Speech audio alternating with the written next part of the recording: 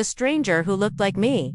Nina was walking home from the grocery store. It was late, and she was the only customer in the store. So when she walked out, she noticed a woman standing by her car who looked exactly like her. The woman was wearing the same clothes as her, a white shirt with the collar popped out and a pair of blue jeans. She even had the same nervous expression that Nina always had when she was about to do something she didn't want to do. But the most shocking thing was that the double was mimicking her every step. Nina thought she was having a stroke, but then the double smiled at her.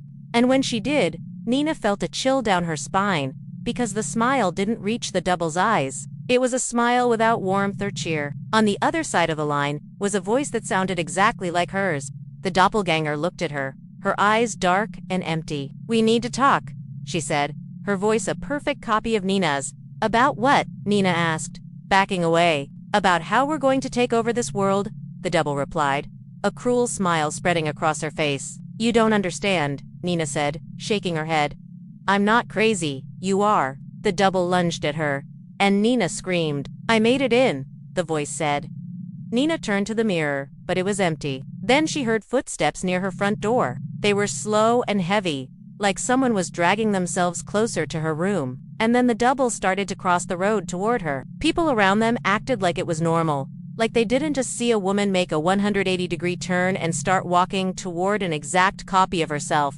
Nina didn't know what to do, so she hid in her room and locked every door and window. But then her phone rang, and she picked up. She hid under her bed and pulled the blanket over her head. The doppelganger knocked again and mouthed, "Let me in." Nina hesitated, then unlocked the window. The footsteps stopped outside her room. Then the doorknob turned, and the door opened. Nina squeezed her eyes shut and waited for the worst. But nothing happened. She stayed still for a while, listening to the footsteps walk away. When she finally got up, she saw a note on the floor. It read, "Let me in," which was written in her own handwriting.